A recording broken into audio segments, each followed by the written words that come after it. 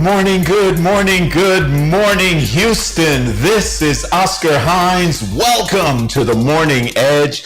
My beautiful co-host, Miss Tressa Ellaby, is in the house. And Enrique Chacon. How you doing, my beautiful people?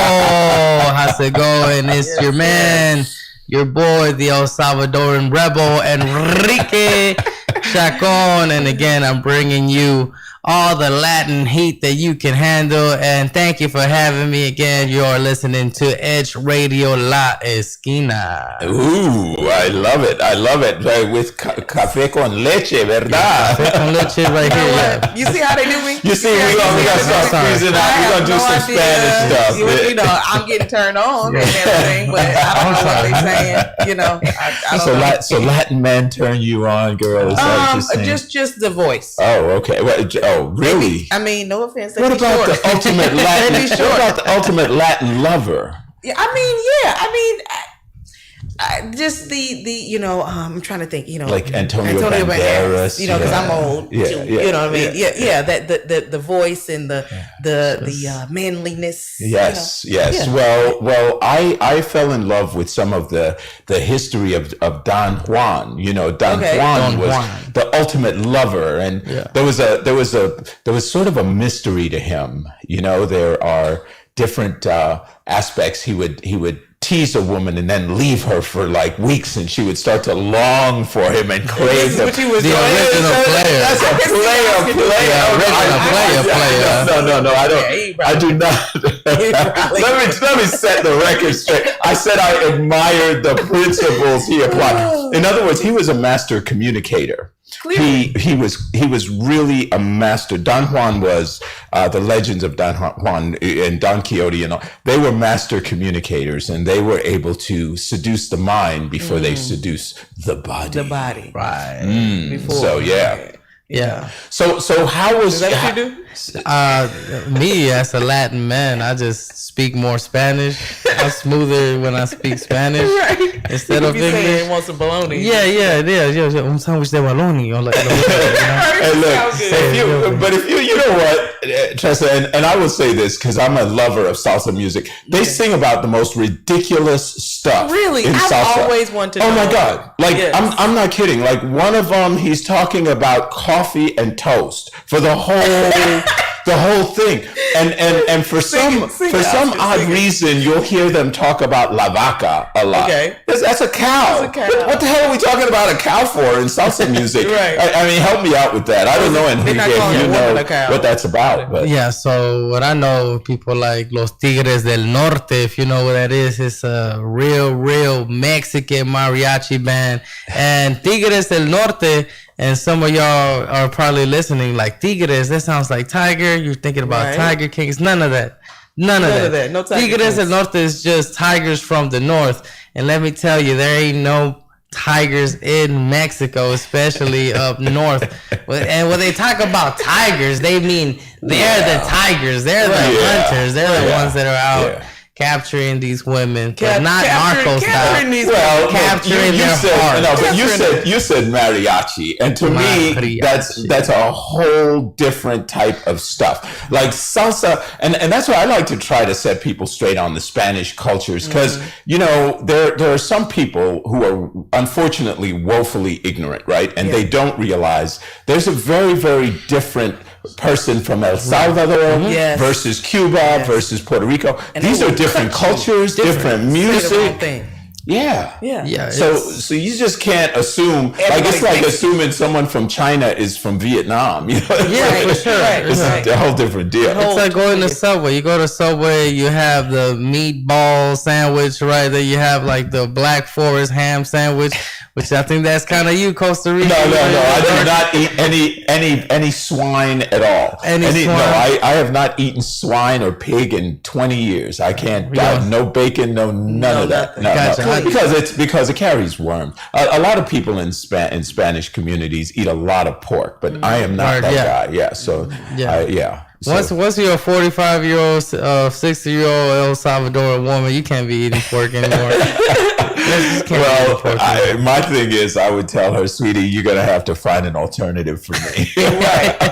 because I see when I find the one, right, I want to make sure that we make a mutual commitment to each other to be healthy for life. So we could have, good 20, 30 years. To me, the sexiest thing is watching two old people holding hands walking down the street. Because they've been through so many things. I love they've been through everything. I really don't want to see them kiss, but I agree that the hand holding, I'm just like, oh, that's just so beautiful. But don't be slipping her the tongue and then your dentures fall out. Exactly. See an old couple have sex, in a pool of mayonnaise, oiled up and ready to go. Grandma still got it. That's scary. Power thrusting. It makes me think about Will Ferrell's on SNL, that sketch he has when they're in the hot tub. Lover. Oh no, my lover. Yeah, I just. And then he says, "Oh, I put out my back. Get off of me." Exactly. But they're all amorous in front of their guests. In front of strangers. That's exactly. My grandpa was that player because he has kids in Colombia, Nicaragua, El Salvador, and in the U.S. This boy is an international player. Wow. He's what we call a Himalaya player. Himalaya player. I said, y'all wrong with the house. You know what? Yes. You know what? It's crazy. It's more like a hit and run player because he left a few of his kids out there. And it ain't people just think it's black men doing that. I know, it's not just black men. He was spreading his seed. No, it's black men. Yes. So does he have contact with these kids? So he finally met my father when my father was 21, 22. Wow. And then he knew him for like about 25 years, and then my father passed away, right? But then he met me as a newborn baby. He's always been cool with me, So I can't hold the man because of his past mistakes, right? Yeah. But I recently found out that I have an uncle in Nicaragua that's 32. Wow. Looks just like me with green eyes. Yeah, green eyes, except he has the Nicaraguan curly hair. He has the Nicaraguan. He think like you too? No. He's in a third world country, baby. This is just the American thickness, right? You can only find American this in America. Yeah, no. American eyes. Yeah, so it was just crazy to know that he's doing, he's trying to make his wrongs better again, right? He's trying to redeem himself. Yeah. So that's always the mission of a man or a woman eventually, right? Especially if you're a father, a failed father. It was Father's Day yesterday, right? Yes. Right. And I'll never tell him Happy Father's Day, because you know what? You done abandoned my dad for 21 years. You're a horrible father. You are not a father. Just because you didn't pull out quick enough and you had that baby doesn't mean you're a daddy. You know what? Doesn't mean. Well, there's a difference between a father and a dad. Yeah. Right. I mean, that's a big difference, right? Right. Yeah. I think when people, I was watching a lot of the postings yesterday on the Father's Day, and people are like, "Thank you so much, Dad, for being in my life and doing this and this," and one of the ones I liked, they were saying that, a good father's job is often, when he is a good father, it's understated because he leads by example. He's balanced in emotional situations. He keeps the family grounded. He helps navigate them through those, difficult times. And, I think back on my dad, and he was alive until we were all adults, and he did exactly that. That's pretty successful as a father. Just staying alive long enough to see your children get married. Yeah, you got to at least try to stay long enough, because if you die and your kid is 6, you done failed. Well, but that speaks to this idea that we got to take care of ourselves as men. That's why you're not eating swine. Go to the doctor. That's right. I stopped eating pork because of that. And go to the doctor. Get your prostate straight. Yeah. Checked. Yeah, nobody wants to get their stop prostate going touched. to the doctor. Get the 10 finger. years, Yeah. 10 every. Well, actually, they stopped doing the finger. They can check. They can check it by your blood now. Yeah, well, so don't let that PSA be test. an excuse. But they still, I hear they still like the finger. I don't know where They like where it? they, yeah, because Okay, they prefer but it. they do a PSA test, which I get done, and mine has been in the regular, sort of a little bit high, but Okay. but I've consistently taken some supplements. Like if you take for men, those who are listening that have a high prostate PSA count, which is I was going to say Pacific antigen test. Get you good prostate They check. need to get on pumpkin seed oil. Right. Pumpkin seed is really, really good. There are actual supplements that they can take with that in it. Some of the B vitamins and so on. It'll help shrink that prostate because that's serious. After a Enlarged while, prostate. oh man, it is no joke. You shouldn't have to worry about it right now. I'm but I'm just 23. saying. I'm 23, but in 17 years, I better have a small Asian man with little fingers give me my prostate check because I'm not about to have. Put on some soft music. Yeah, I'm not about to have like a tall Anglo-Saxon 6'5" male that was a former power lifter. My prostate, you got me messed up.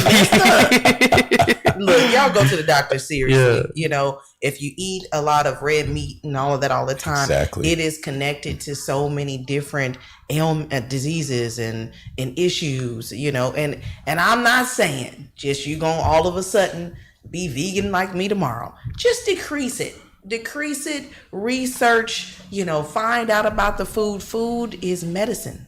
Okay, what Socrates said, like, let thy food be thy medicine and thy medicine be thy food. Like, there are you want to keep your body as alkaline as possible, fruit and vegetables, and eliminate the acid, the red meats and them cold cuts. Yeah.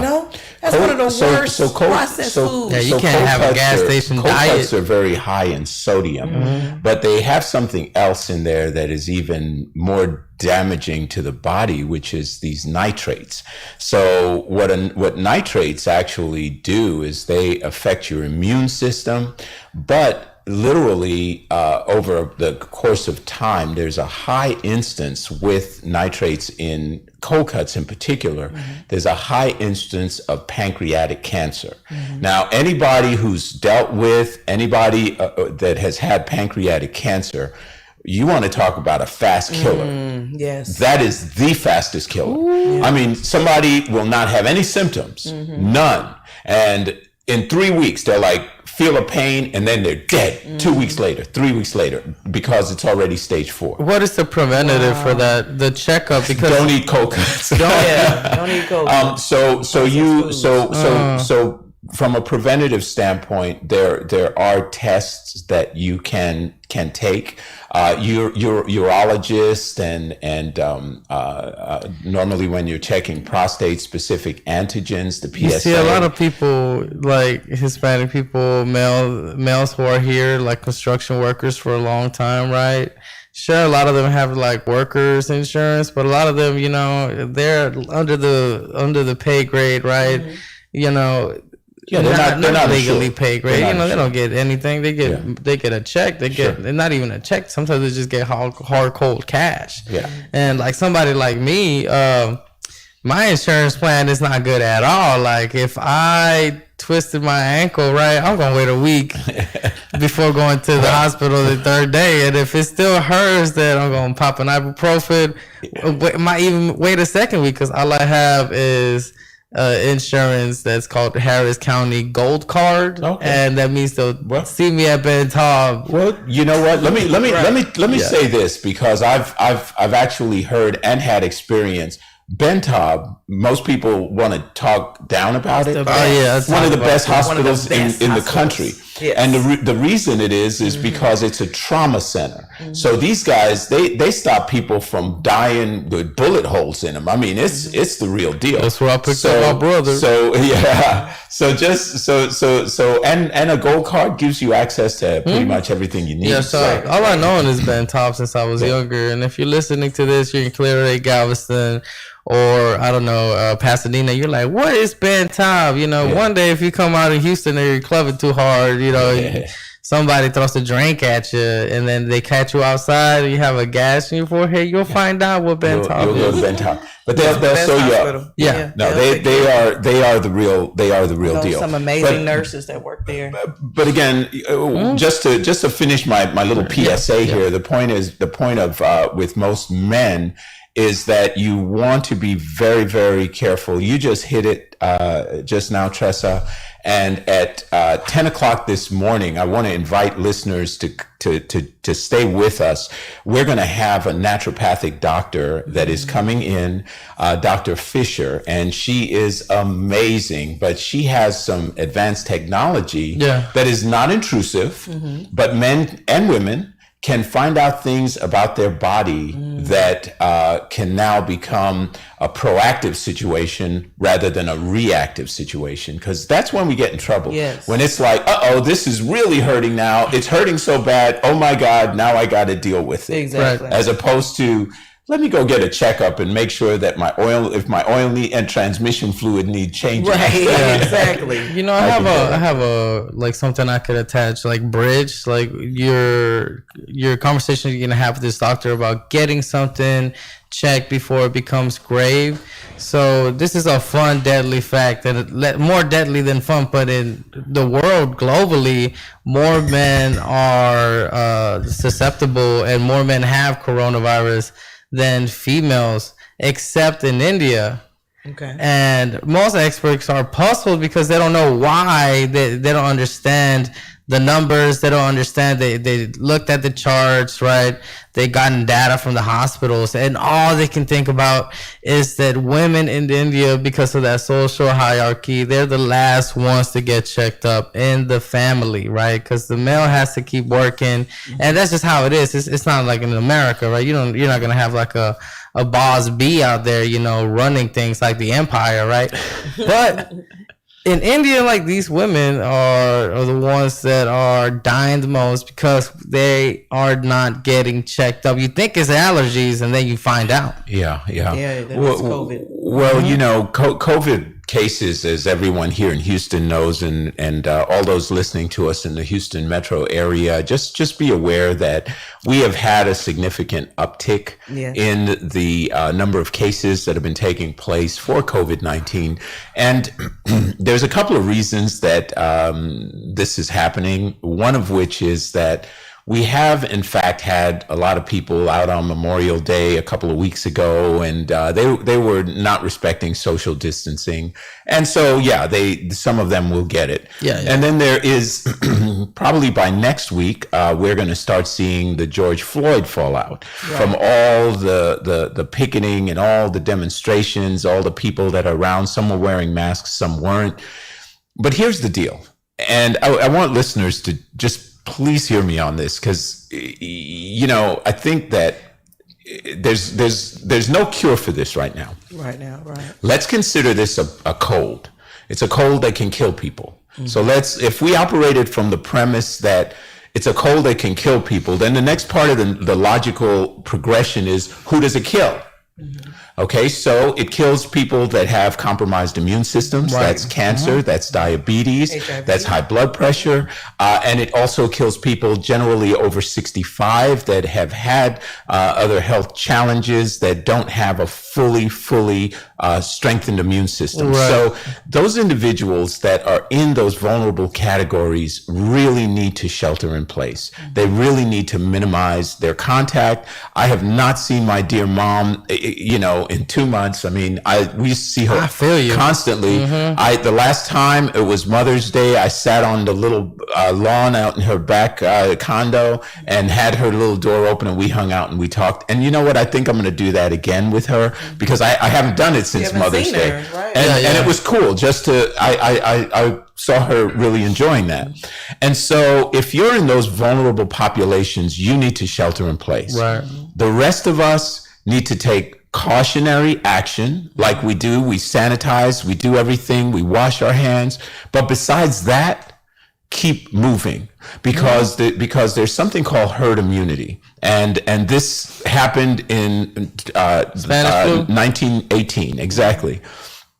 Basically, when you get to a point of critical mass, enough people get the virus that the virus starts to die out in the overall population, and then it goes away. And it literally dies. And the reason that happens is because if all three of us presumably had it and we're all healthy, once we get rid of it, now I can go see my grandma or my mother, and she's not going to get it because I already had it, and I'm not going to get it again, presumably, because it's a virus. So the point is that with a virus, once your body takes a virus in, it builds up antibodies that no longer allows that same virus to infect your system. Now, of course, they're saying, well, there could be variations of it. And we understand it because it's a novel virus. It's a new virus. Yeah, we don't know if we can get it a second time. Yeah, but if you looked at the way viruses behave, if you look at the reason that they can't cure the common cold is because there's so many variations. And colds, by the way, are coronaviruses. All of them are. So coronaviruses are not uncommon. My point is that you have to build your immunity up. You weaponize your body so that you don't have to worry about it. Most people won't even know they have it. They will go through it and not even know they have it. Get some sea moss. I bet that's a few of us in this room. I bet we probably don't even know. Well, I was sick in January, and this was before COVID was a thing. I have not been sick in 20 years. My oldest son was 2 years old. The last time I got a freaking cold, that thing knocked me on my ass. And I was sick. And I was like, what is happening to my body right now? But once, in 4 days, I was up and moving around again fine.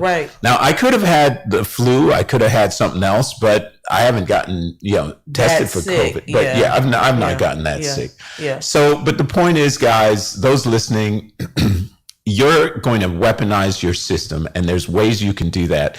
I want you to tune in at 10 o'clock so that we don't dominate this conversation with how that works. But there are ways you can alkalinize your body. There's ways you can build up your antibodies, and there's ways that you can preserve your body so that even if you get it, it goes through your system without any adverse effect. Without you going to the hospital and needing a respirator. The comedy world was in an uproar because D.L. Hughley announced that he had COVID. He had he collapsed on stage. Yeah, he was asymptomatic. And he was completely asymptomatic. However, he was dehydrated severely. And that's one of the things that they say, keep yourself hydrated. You know what I mean? That your body needs water. Like if you're not drinking water, like what do you eat? Like you have to keep yourself hydrated. But he was exhausted, probably from touring and things like that. And he does have it, and he's going to shelter in place for the next 2 weeks because he still doesn't have symptoms. Yeah. Well, look, there's a couple of things that everyone can remember. Like in addition to the hydration, get on a zinc. Start taking zinc and start taking natural, and I emphasize natural vitamin C. Vitamin C and zinc together, that's the 1-2 punch. Linus Pauling did research back in the 1950s on, and won a Nobel Peace Prize, but he actually showed all the benefits to vitamin C. Vitamin C is a high-level antioxidant, but it doesn't stay in your system forever. When you take it, you urinate it out. So you have to consistently take it in. But it is not only able to help with the common cold, flus, viruses, but it helps to cure cancer. It helps to treat cancer. It was even said to cure HIV. I believe intravenously, not just taking pills, but it's not, that's not practiced in this side of the world. It's not legal to do that. And that's the thing. There's so many different natural things that can heal diseases, but the pharmaceutical company would rather us just take those pills. Get yourself some sea moss. It has 119 minerals that you need in your body. It helps with inflammation too as well. You can put it in your food. You can just half take of a us, couple of tablespoons like with most some of us, water. like sea You can put it moss? in your smoothies. Sea moss gel. Sea moss gel. So either you're getting the natural sea moss and you're gonna blend it to create the gel, or you can just go ahead and purchase the gel. And there are some places in Houston, vegan, vegetarian places. I don't want to say their names per se, but Google it. You can find some sea moss gel, and it has, like, they actually, people, you could even, if you were fasting with water and you had your sea moss gel, you would have all your minerals that you would need for the whole entire day. Yeah, I mean, people just have to understand how important it is to supplement your body with natural supplements that actually will help to maintain the stasis of your body.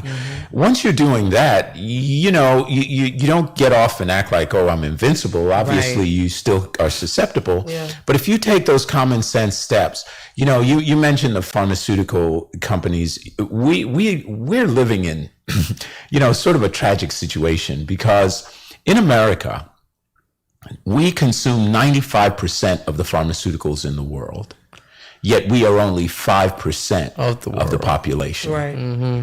So what's wrong with that picture? What is wrong with that? There are other countries where it's extremely simply cheap. Money over lives. Well, but dig it. It's extremely cheap to get healthy food, but expensive to get unhealthy food. It's vice versa here. It sounds like the opposite, because in inner cities you've got food deserts that the only thing they have is Cheetos and sodas and stuff that's essentially going to kill you. Right.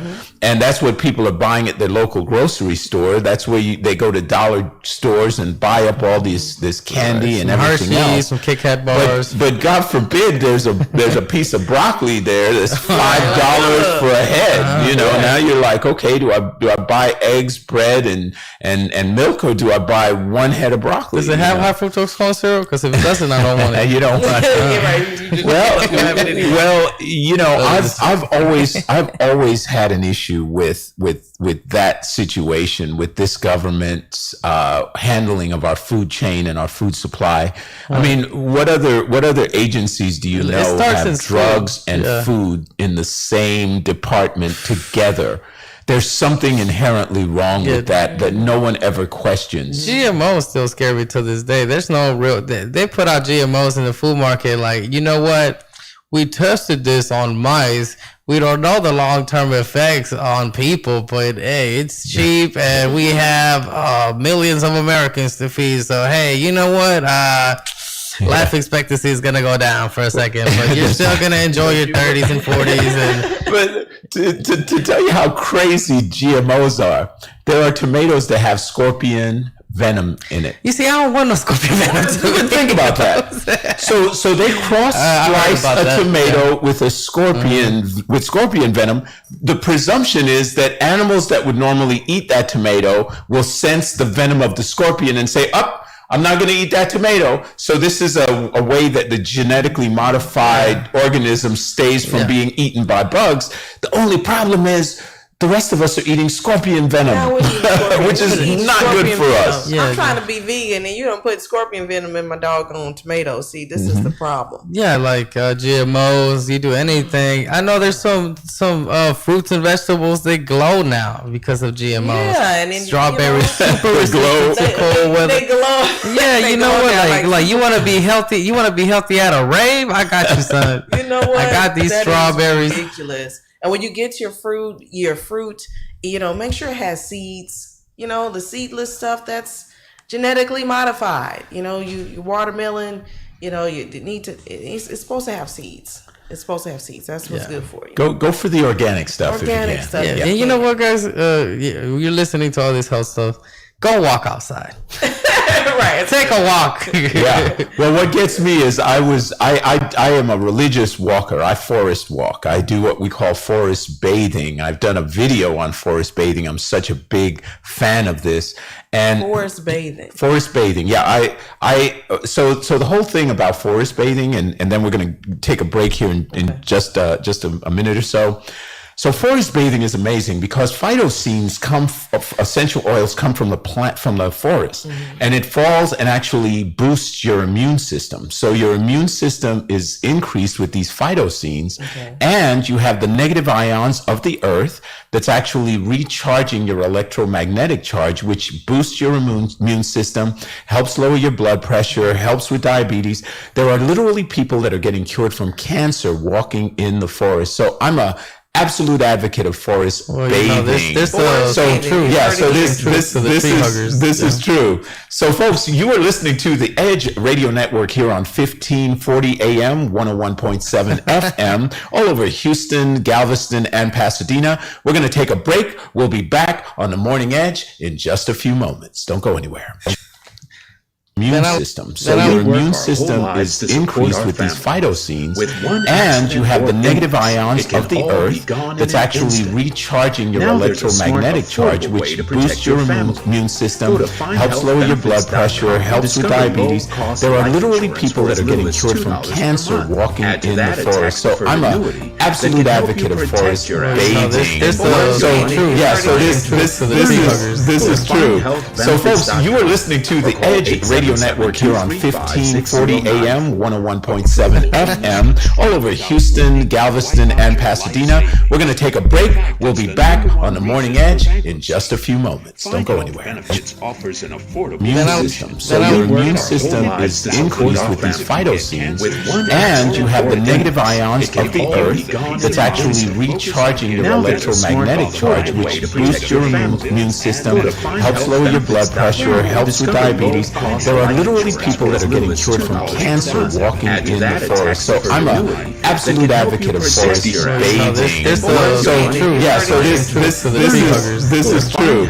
So folks, you are listening to the Edge Radio Network here on 1540 AM, 101.7 FM, all over Houston, Galveston, and Pasadena. We're going to take a break. We'll be back on the Morning Edge in just a few moments. Don't go anywhere. Immune system. So your immune system is increased with these phytocenes, and you have the negative ions of the earth that's actually recharging your electromagnetic charge, which boosts your immune system, helps lower your blood pressure, helps with diabetes. There are literally people that are getting cured from cancer walking in the forest. So I'm an absolute advocate of forest bathing. This is true. So folks, you are listening to the Edge Radio Network here on 1540 AM, 101.7 FM, all over Houston, Galveston, and Pasadena. We're going to take a break. We'll be back on the Morning Edge in just a few moments.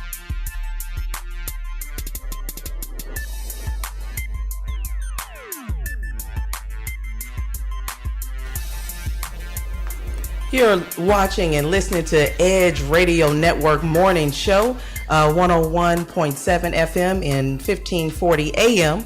Good morning, everyone. And from the break, we were talking about a couple of different things. We're going to switch gears a little bit, talk about some current. Yeah, sounds good. Some current, some personal things. Definitely personal issues and struggles can be very current news if it vibrates with the political environment of our nation nowadays. So if you're listening to this is your boy Enrique Chacon again, just refreshing you about the panel of comedians that we have on here Monday through Friday.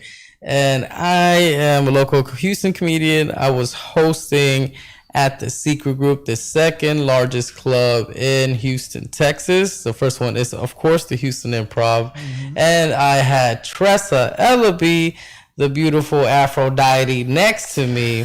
Aphrodite. Right, Aphrodite. Wow. You know, see, it's that Latin tiger, Tigres del Norte, that I was talking to you about. But we had a Black Lives Matter show, and it was 3 shows, right?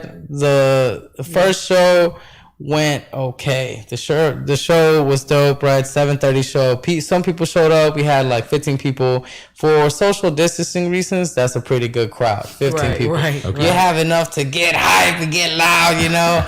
And first of all, I had a few issues, right? I had a few issues with the show.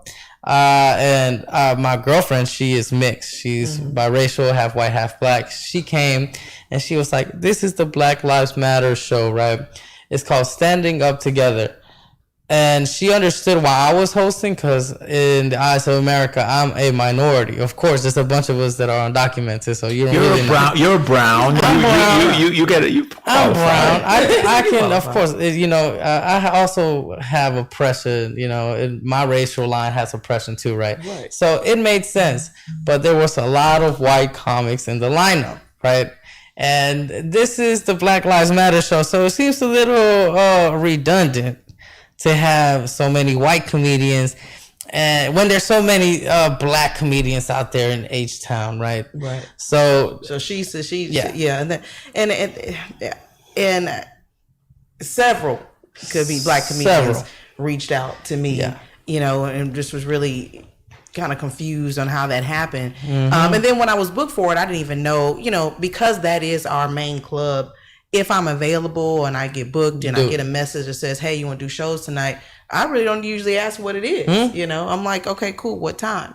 And then I found out, you know, after saying yes, what it actually was and who was on the lineup. And I'm like, okay, well, I'll go ahead and do this because I'll look at the other white comedians or non-black comedians. Okay, these must be allies. Okay, right. You know, that's what we have to consider what I was thinking as too. far as our club is, you know, goes. And I think at the moment, am I the only black person with a monthly show right now? So I think, I can't think of anybody else. Trust. I mean, Stokes. I don't know if that's monthly anymore. Oh, so Back of the Bus? Yeah. Pedro Deli. He's running it with me. So yeah. So Back of the Bus. Two black people. So I guess, you know, as far as brown people, is two shows that are produced and hosted by brown people or black people. So it's some tension. Okay. So tensions were high. Tensions were high. Starting the shows. Comic that is considered in our world very successful, internationally known, started the set with Happy Black Friday. Happy Black Friday on Juneteenth. Now you weren't there. Now again, we be teasing Oscar. Oscar is not African American; he's Latino. Yeah. However, but that's insulting. However, is that insulting? I would say. Yeah. Okay, and so we didn't tell Oscar about this. He's his first time he's hearing it. Wow. Right. And so that's how he started it.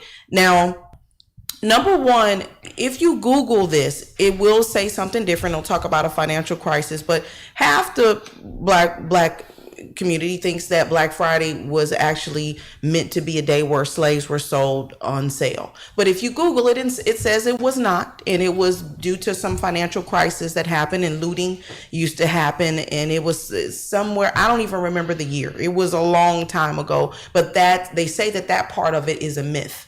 However, let's just say none of that is the case, and we're just talking about Black Friday, which is a discount day after Thanksgiving. Okay, so you have one issue where you could just, if you're just thinking you're just talking about the discount day instead of Happy Juneteenth, and then you have the other instance of this is still rumored. Black Friday is still rumored to be a day when slaves were sold on sale.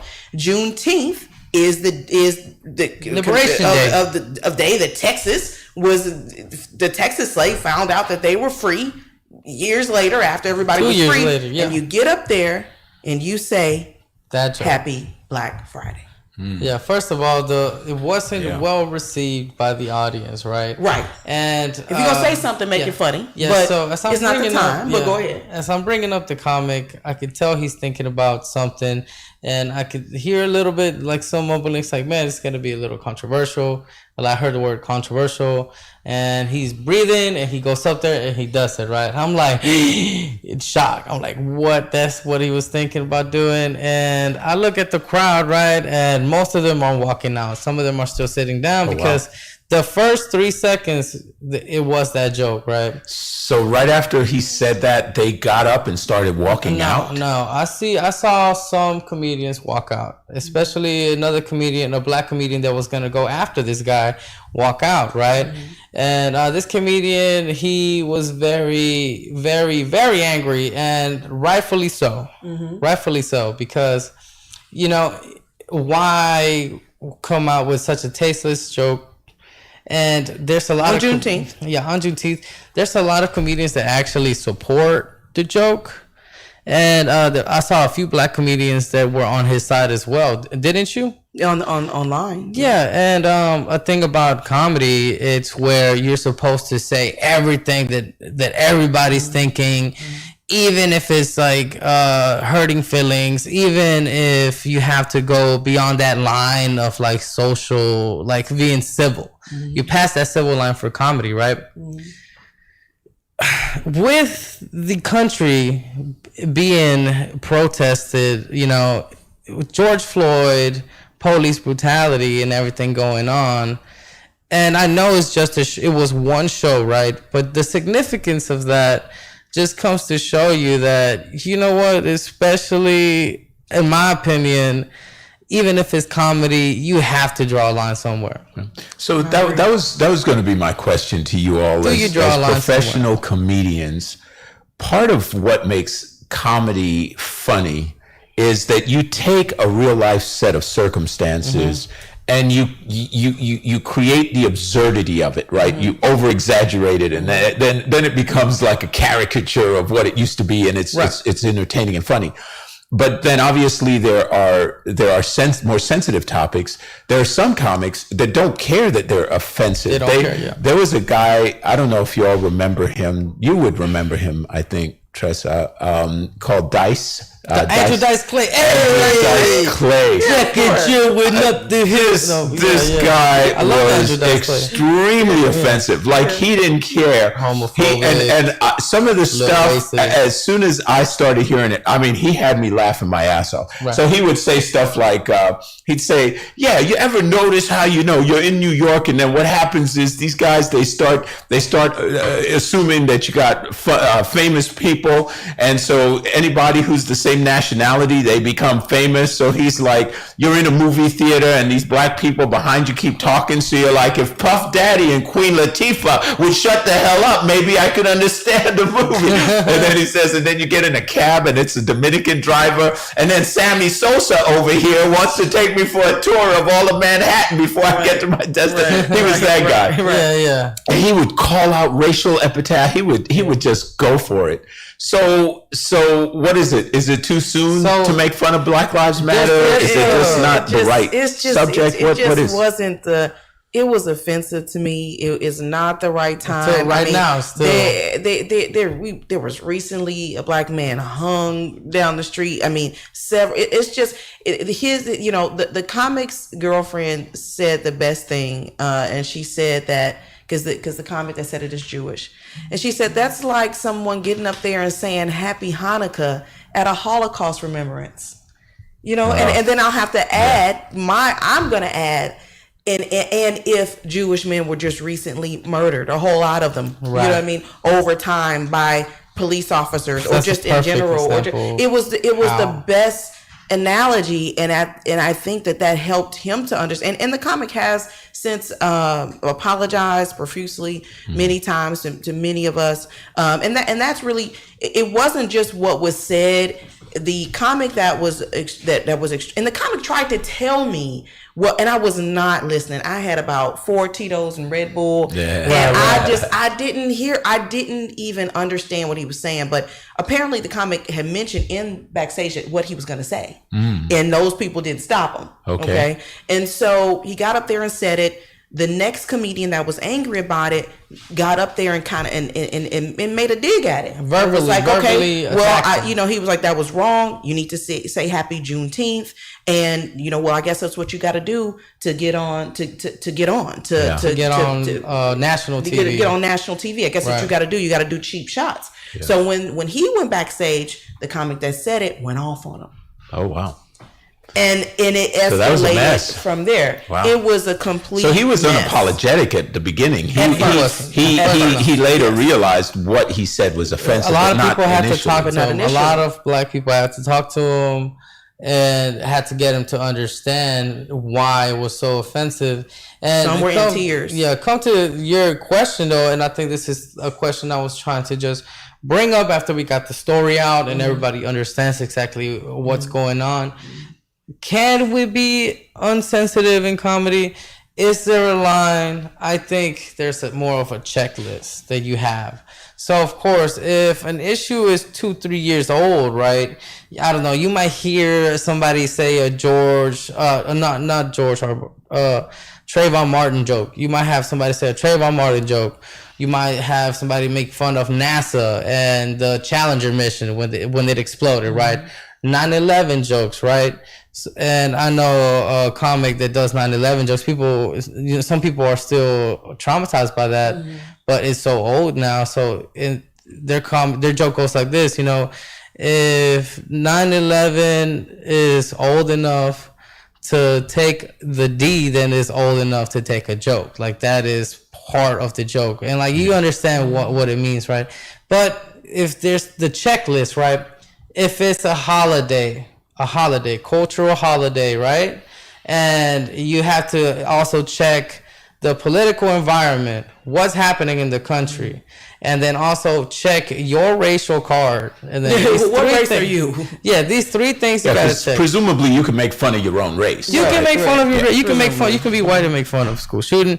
You can make fun of incest or whatever. You can make fun of being your relatives being slave owners, like Republican, right? All day, right? But that last check to that racial pass. Is what you got. I think that is where you have to make sure you draw your own line, right? And it just like you said, it was a holiday. It's Juneteenth.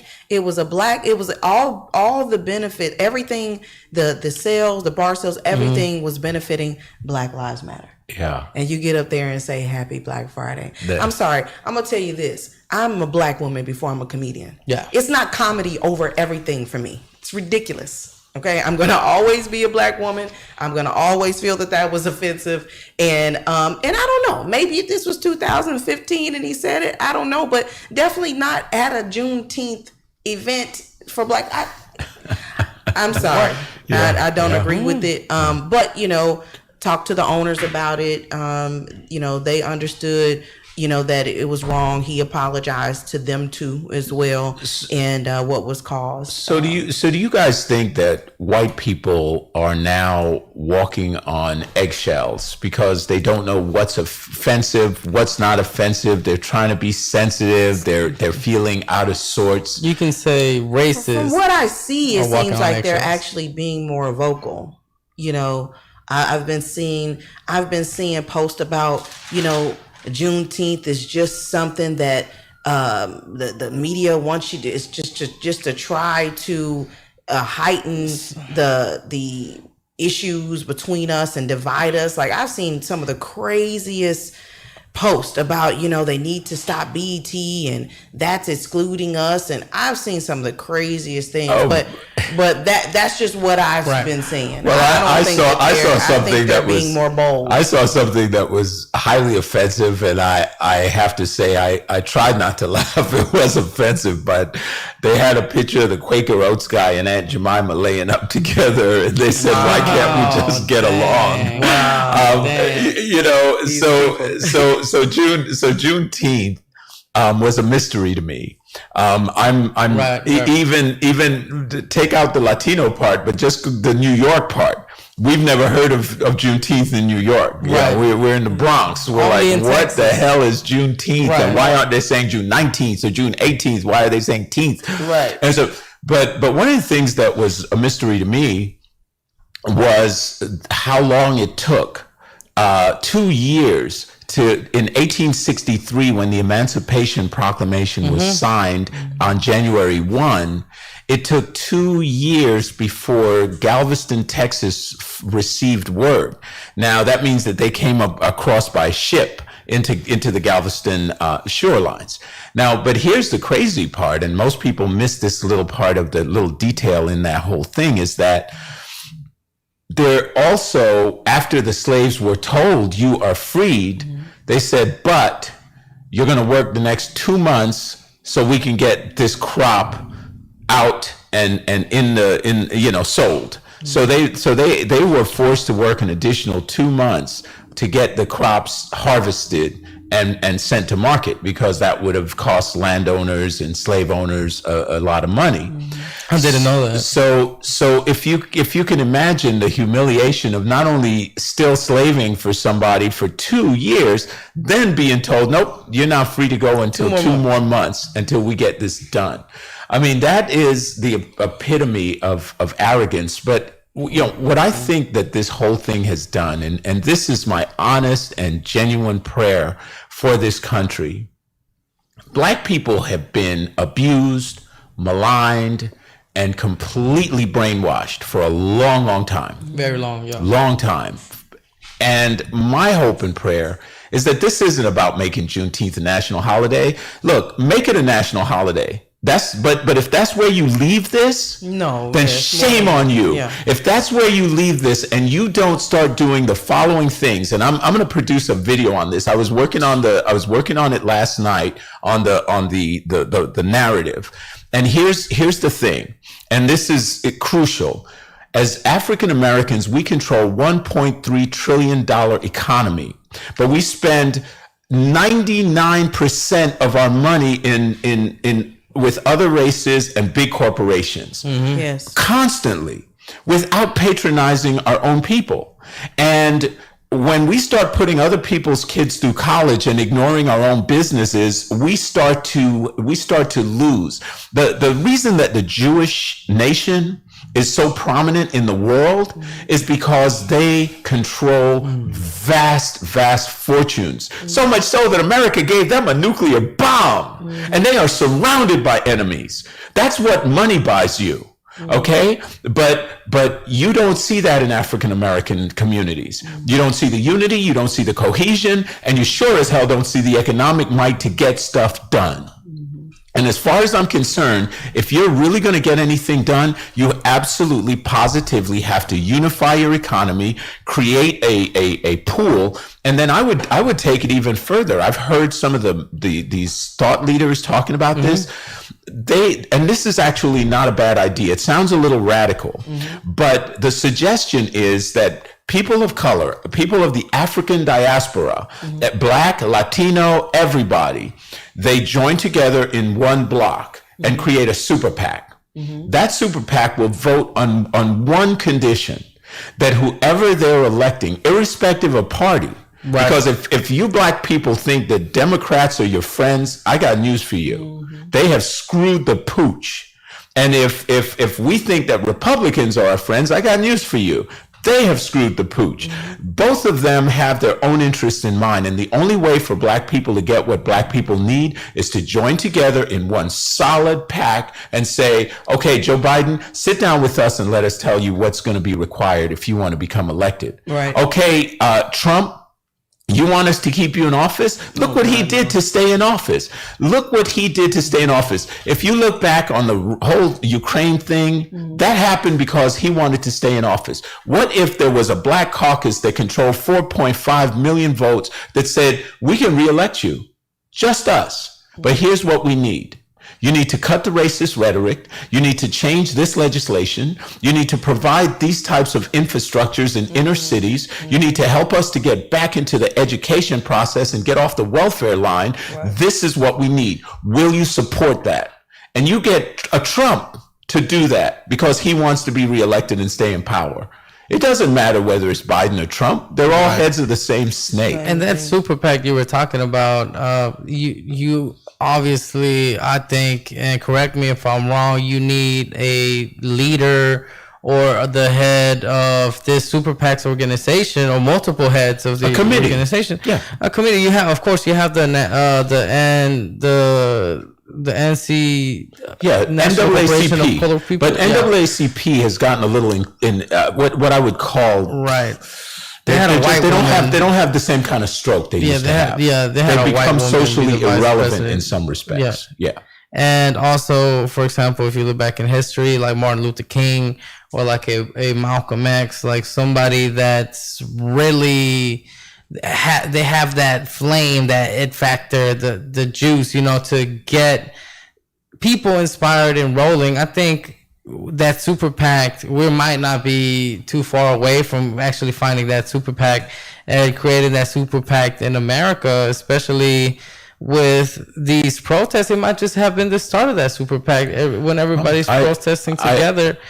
I hope so. Yeah, because when you were talking about it, you know, it sounds so grandiose. It sounds amazing if we were actually to see, like, I don't know, most of the country and each state, they have around millions to thousands of supporters that are actually in the same page. Oh yeah, just imagine if That'd be beautiful. Hispanics and Latinos in this country created that. Yeah, you'd be talking about millions and millions of votes, right, and literally billions, well, hundreds of millions of dollars that would go into a PAC like that. Yeah, people of color vote in together. block. Yeah, because with Latinos, and this is like a very, very personal thing for me, you know, being a dreamer and understanding Latin culture. I was talking to my older brother, and he told me, you know, he was real happy about the Black Lives Matters movement and the protests that are happening, you know, because he actually got shot in the leg by a police officer. Wow.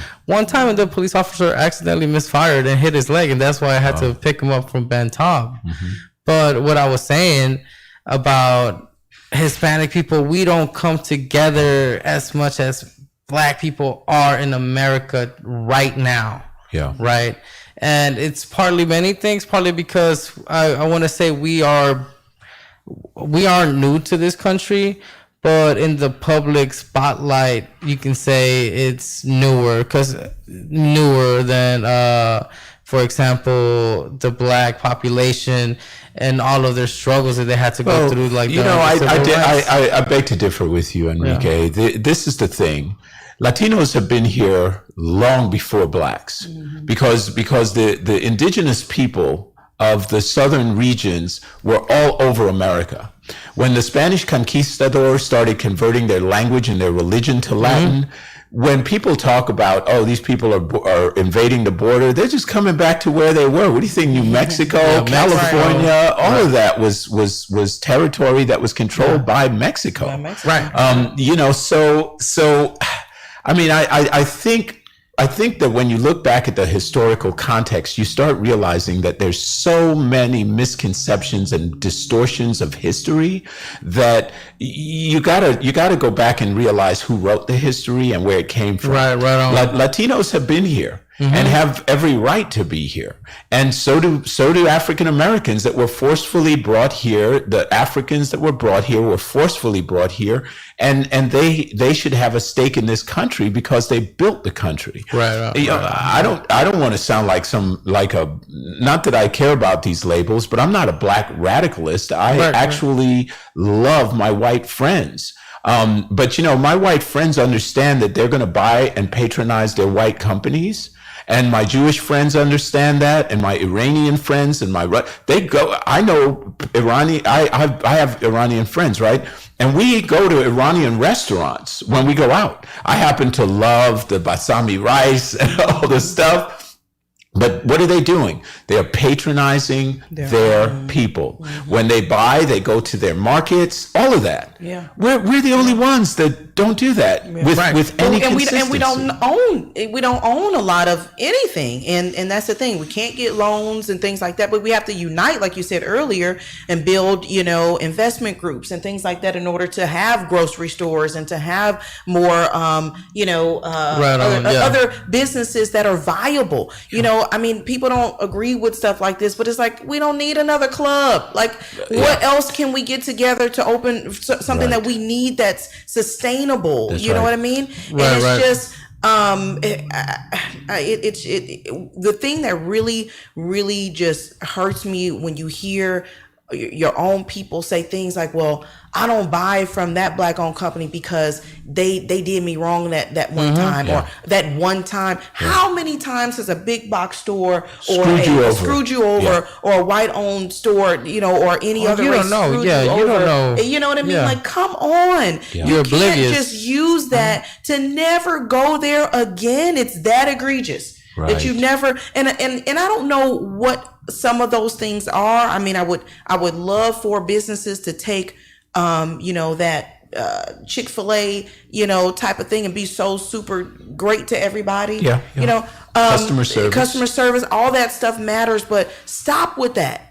This one time. Yeah. Well, there's two things that have to happen, and I've been at the beginning of this conversation for a long time because I was in the hair business 20 some odd years ago, and I was on the air on radio and TV talking about the Asian invasion. I saw the Korean invasion of, if you will, the beauty supply industry, and I watched African Americans relinquish that. They owned a lot of beauty supply stores, and they gave it up because people went to the Korean store rather than to save 25 cents on hair. So guys, it's a big argument. It's a difficult one to have. Very, very. Folks, we're going to take a break. I want those of you who are out there, there's a 60% chance of rain right now, right by our studios here down in the Heights. It is dark. It is about to start to pour. So please be careful. Cloudy. If you are on the roads, we're gonna be saying goodbye to Miss Tressa Ellerby for the next segment. It'll be me and Enrique mixing it up.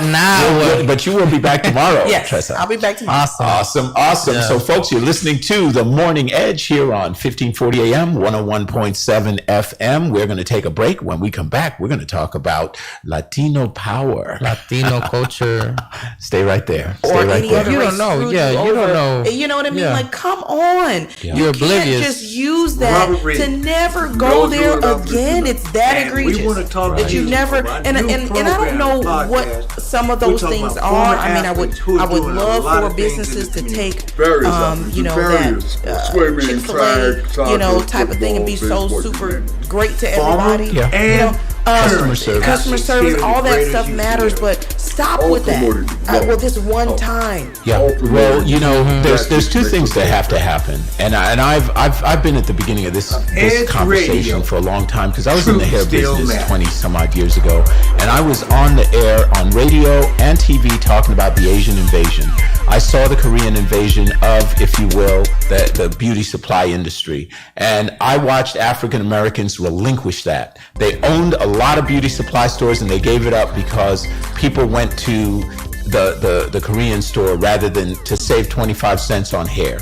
So guys, it's a big argument. It's a difficult one to have. Very, very. Folks, we're going to take a break. I want those of you who are out there, there's a 60% chance of rain right now, right by our studios here down in the Heights. It is dark. It is about to start to pour. So please be careful. If you are on the roads, we're gonna be saying goodbye to Miss Tressa Ellerby for the next segment.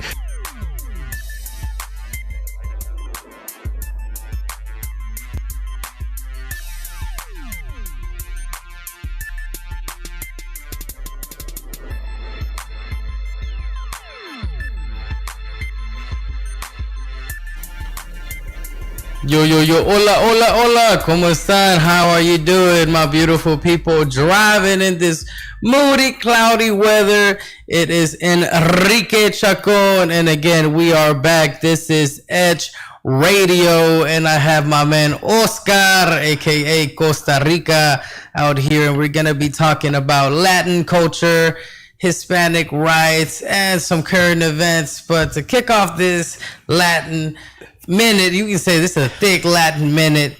Trump's rally in Tulsa, Oklahoma. Yes. What a win for everybody that's not a border supporter. I'm sorry if you're right-winged and you love red and the colors, and the seats in that stadium were actually very, very blue and empty. Wow. Oscar, very empty. Yeah. Well, he was saying that part of that was because, you know, people were watching the social distancing, and that was the whole thing. And their spillover area that supposedly was going to have all these extra people didn't end up having those people. But you know what? Tulsa, Oklahoma was in an uptick on their COVID instances. So maybe that wasn't a bad thing. Yeah, maybe that wasn't a bad thing. And everybody was hyping this up. And you know how it is. You're a hype man. For example, if you're with your girl, right, and you're hyping her up, oh, baby, you're going to have such a great time, and you end up being the 1 minute man. It's kind of like what happened here. This is like the 1 minute man of politicians. So this was bad sex? This was bad sex. This was horrible sex. This was, you know what? I don't even care if there's a pizza afterwards sex. I'm just going to go home. You had 6,200 people, according to CNN, be in the stadium, and there was a predicted 1 million people that were going to show up. Well, I heard 19,000 or something. 19, yeah, 19,000 was gonna be the number. I jumped between news stations back and forth, and I found 6,000, 19,000. Oh my gosh! Yeah. And a lot of people are giving this credit to TikTok users. And K-pop fans. How so? How so? Because TikTok users, and there's a lot of those people that go viral. You have, it's crazy, especially during this quarantine. You could go viral on Facebook and Instagram, right? But now TikTok is a big social media platform where you just post multiple videos. Right. I'm familiar with TikTok, but how did it affect the... So a lot of users in TikTok, they were telling their fans to sign up to go to the Tulsa rally and make sure you make it believable. Put your number down. Say you're going to go, but skip it. Don't go. Fill up all the seats. Take up all the seats that you can get. Take them all up. And then K-pop fans as well, right? And it was a big movement. And you know what? They're a little legit because they are being interviewed by many international newscasters that are giving them credit. So you're saying, that's interesting. So you're saying they rigged the deal by, so anti-Trumpers reserved all those seats to keep other people from getting seats. Yes, and that's what kept them empty. Yeah. But wasn't there a spillover? Weren't regular Trumpians able to say, okay, well, these people didn't claim these seats, so therefore we're going to get them? So regular Trumpians, and I love the word Trumpians, regular Trumpians might be 45-year-old white men, or, you know, maybe there are some young Trumpians out there, but most of them have that old school mindset, and I doubt that most of them are as tech savvy as 10-year-old, I don't know, Hernandez on TikTok, and Hernandez knows how to type a paragraph in 2.5 seconds, right? So because they are so technical, like technology is so easy for millennials on TikTok, it's way faster for them to fill up these applications. They're already there. All you got to do is post the link, and it's so quick compared to like a Trumpian, you know, that, oh, I heard about the rally. How do I sign up?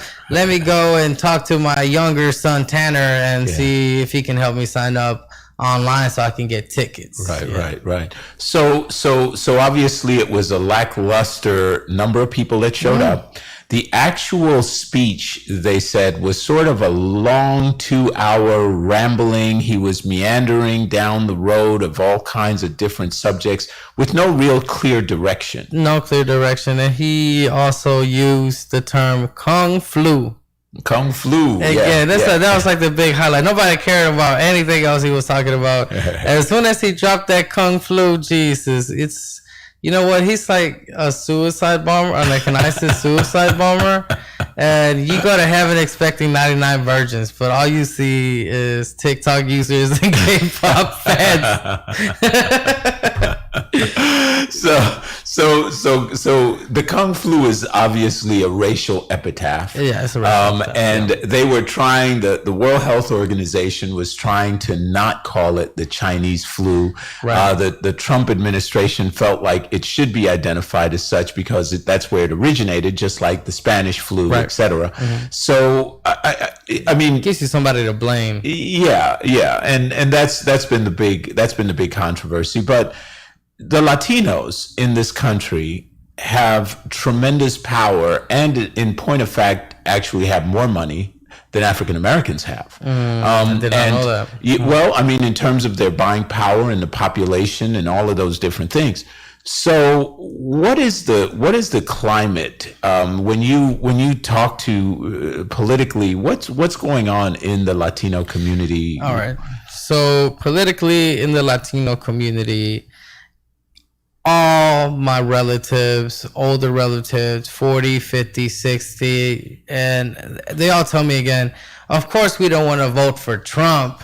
They always see Republicans, right, as the enemy, right? Because, and it's just like how you said, you think Democrats are on your side, or are they just using you as leverage to get elected and get their own agenda going, right? So sure, they're always going to see Joe Biden, but if you know Joe Biden and his issues that he's having, right? He's having like problems remembering speeches. He's having problems talking. Oh, scary. Verbally. It's How are you going to get this guy to run the country? Yeah. You know what?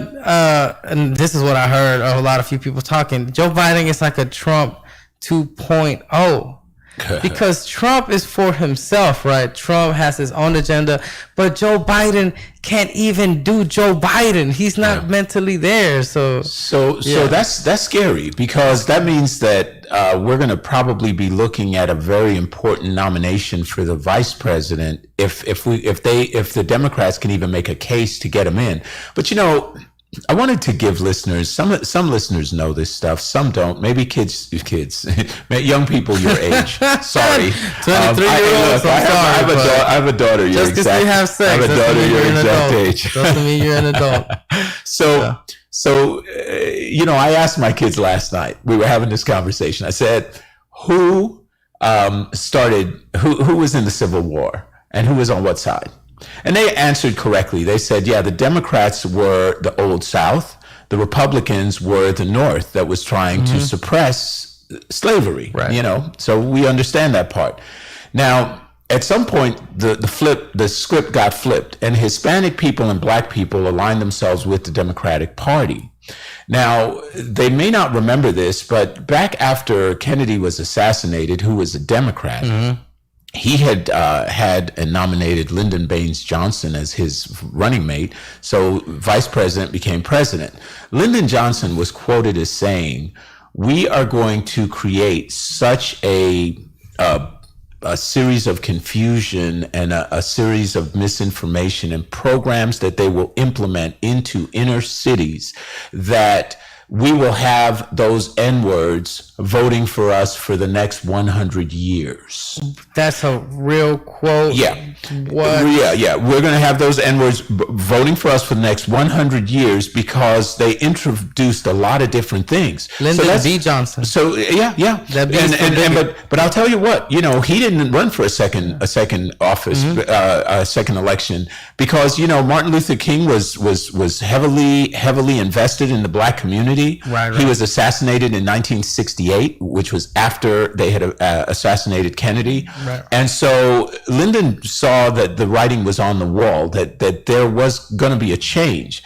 And so essentially, if you look at a lot of the programs that Democrats have administrated, you know, things like the welfare system and all of that, and taking some of the training out of communities, all those things that they did really hurt the Black community. They should have been training people. They should have been investing in economies. They should have been getting Black banks up and running, Black educational institutions. If you really want to talk to me about empowering Blacks, that's what you should have been doing. Right. Not giving them a welfare check and hoping that they'll stay quiet while you get elected again and again. It's kind of like if somebody is sick, but this is might be a weird example. If somebody's sick nowadays, they're finally recovering from the corona, they're sick, and you just put them on a ventilator. put them on a ventilator now, their lungs are going to shut down, and they fully depend on this ventilator. Yeah. It's kind of like the ventilator's the welfare system, and that sick person now bedridden because his lungs were working and healthy, and now they depend on the welfare ventilator. Is the black population. Well, they didn't teach them how to fish. Yeah. So that they could eat for a lifetime. Right. That's the problem. And that's still the problem. And until this awakening that we were talking about with Tressa in the black communities, it has to be more than just an entertainment-driven society. Right. It has to become a production society, a manufacturing society. We are among the most creative people. If you look at the music and the food and the culture of blacks and Latinos and people of color, some of the greatest inventions. And I'm not just talking about shaking your butt. I'm talking about elevator, the pacemaker. It came from a black man. GPS. It came from a black woman. The elevator, as you said, the cotton gin that Eli Whitney was supposed to have created. Latin people.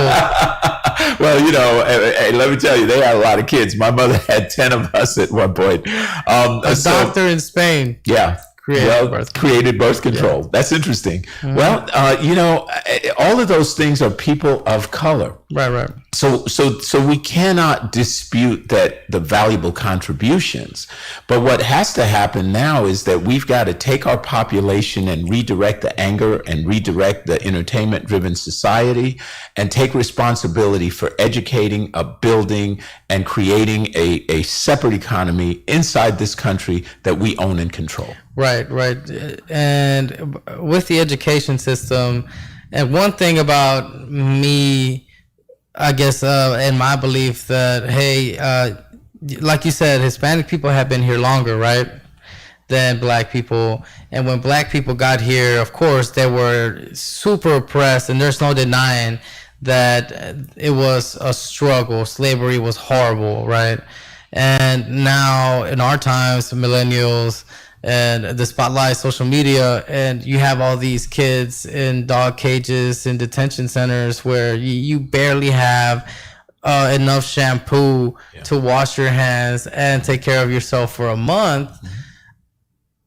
I didn't read that in the history books. I didn't see, after the Mexican-American War, the Alamo, you don't hear about Hispanic people anywhere in America. It suddenly becomes, okay, now it feels like white people are everywhere now, and they have slaves, and now instead of having black, brown, and white, it's just black and white. Yeah. Well, you know, whenever we think about, and we've heard it said before, instead of the word history, we should think of it as his story. His story. The one that chose to write and rewrite the history. Because whoever the dominant culture is, they eliminate the history previously. Right. You know, the indigenous Indians back in the 1600s and 1500s, when the Europeans came to America, they actually were devastated by smallpox and other diseases that came across the water and started killing the Indians. And my kids and I were, again, I want to educate them. So they were asking me, well, why didn't all the Indians, they brought all these Africans over here to become slaves. Why didn't the Indians become the slaves? And there's a few reasons that happened. First of all, the Indian culture would not support the idea of laboring for somebody like that. Never. They rather refused. Choose death. Yeah, they'll choose death. War. Yeah. Mm-hmm. And then the other thing was that they were indigenous to the land.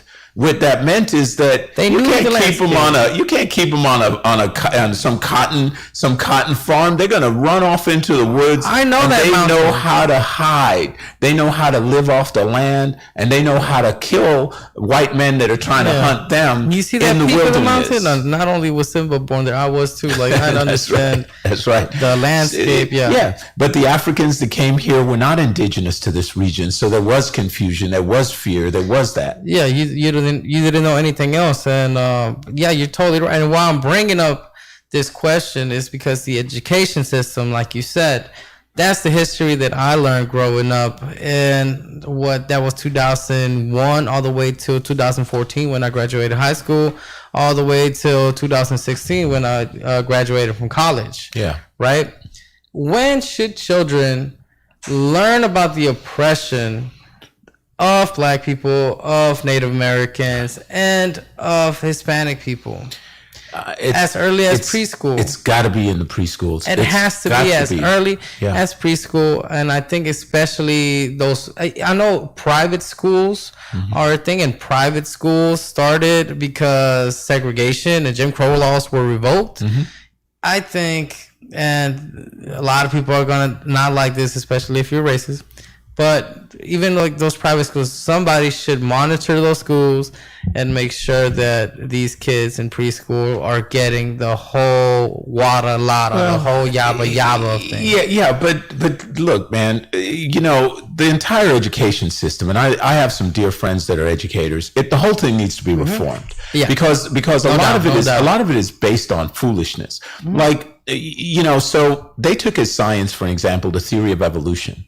There is less evidence of evolution than there is of what we call creation. In other words, an intelligent being that created what we see. When you talk about evolution and this idea that we came from monkeys, there's no, that you've heard of the missing link. The missing link is supposed to be that creature that's between human and man. It doesn't exist. Now, you might have heard of, the Australopithecus or Homo erectus and all these different ones. Those are primates that have been, that are extinct now. They are not, in fact, actual humanoids. So that's a lie.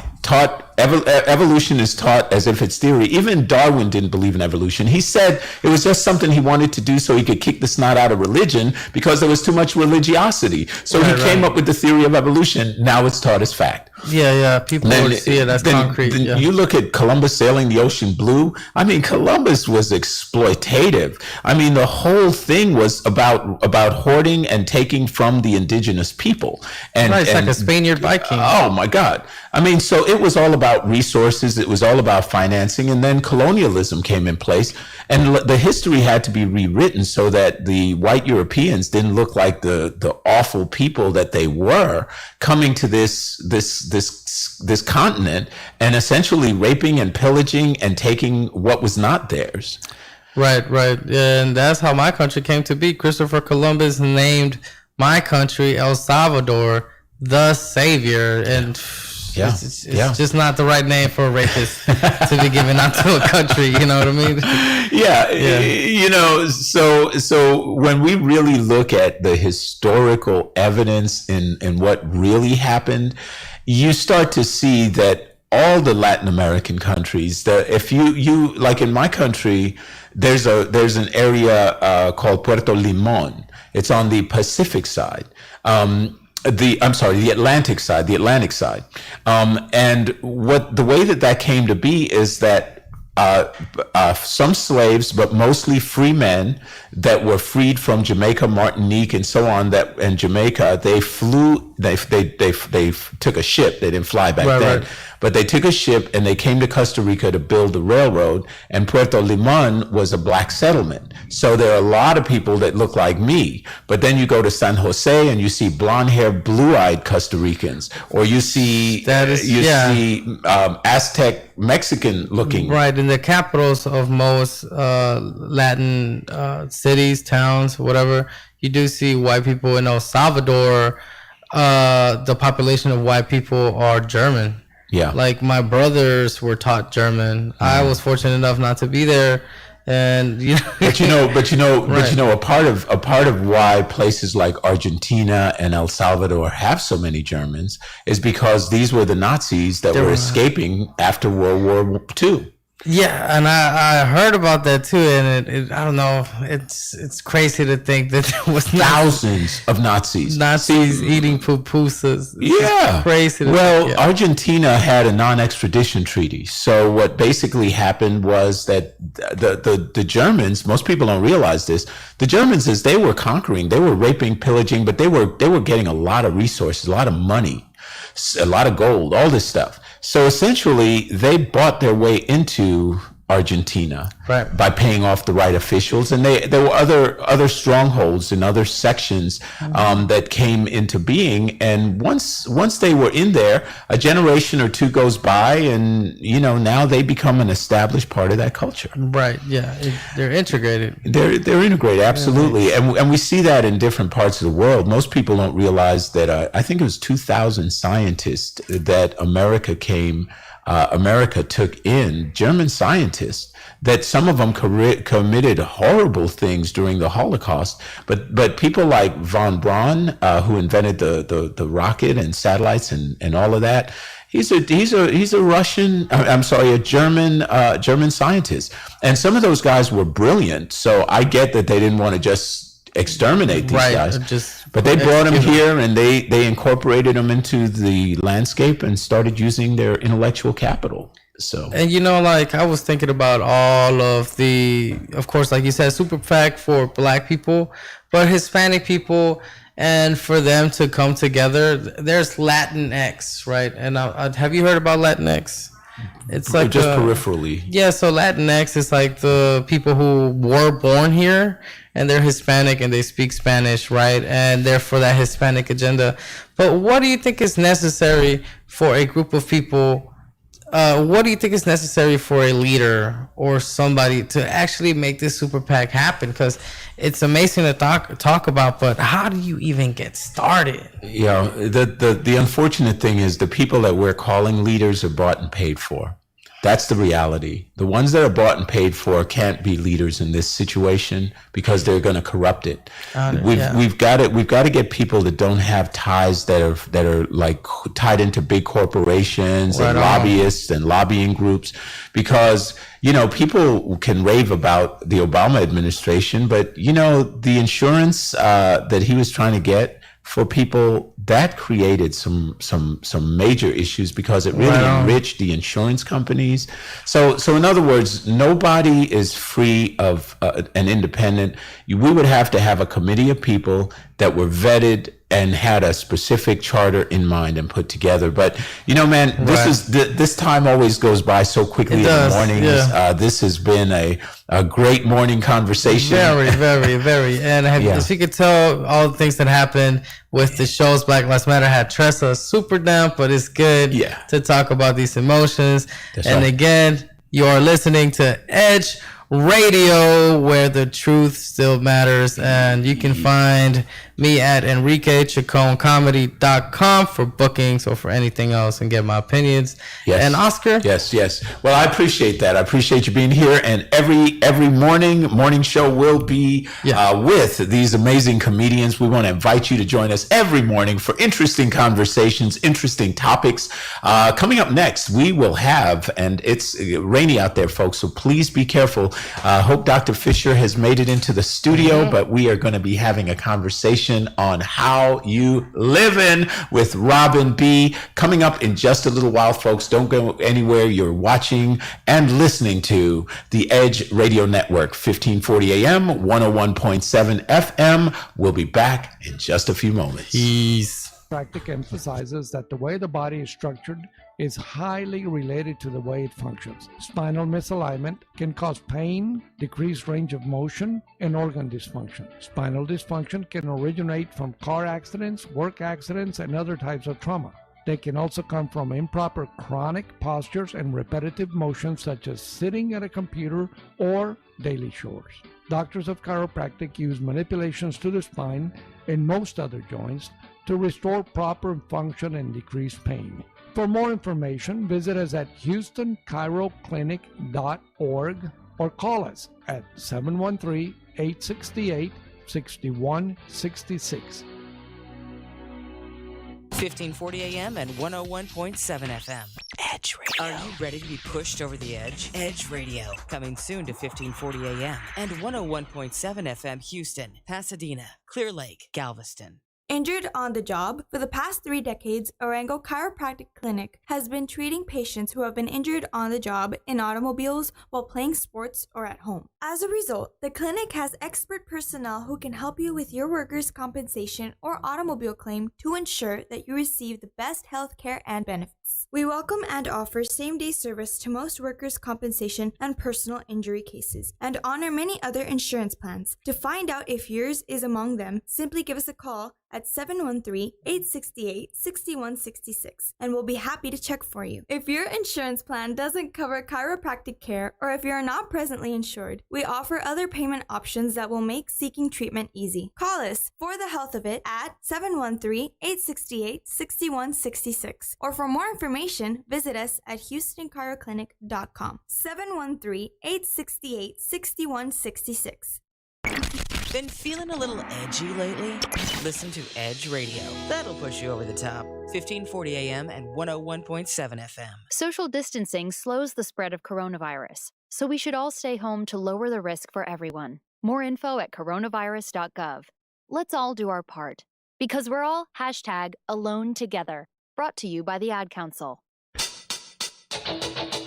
This is Dr. Arango with Arango Chiropractic Clinic to remind you that the knees take a lot of stress in everyday effort. And there are a few simple things that you can do to protect. Avoid walking in unstable ground, wear proper shoes, lose weight, use ice instead of heat, and avoid daily activities which exacerbate the pain, such as jogging or climbing stairs. Low or no impact exercises such as swimming and bicycle riding are good for these weight-bearing joints. Physical therapy modalities such as ultrasound and interferential muscle stimulation can also help in the restoration of normal joint function. But most important is the joint manipulation performed by a doctor of chiropractic, which restores the normal joint motion that no other medication, rehabilitation, or therapy can achieve. Regular chiropractic care can restore normal joint function and can also prevent injuries. For the health of it, visit us at 1302 North Shepherd. For an appointment, call us at 713-868-6166. Contact us at 713-868-6166, or for more information, visit our website at HoustonChiroClinic.com. 713-868-6166. This is KGBC, Galveston, Houston, 1540 AM, and K269GS, Pasadena, 101.7 FM. 1540 AM and 101.7 FM Houston, Pasadena, Clear Lake, 1540 AM and 101.7 FM. Edge Radio. Has it been too long since you and your partner truly enjoyed each other intimately? Hi, I'm Dr. Viviana Coles, and I believe emotional and physical intimacy go hand in hand. At Houston Relationship Therapy, we help couples and individuals.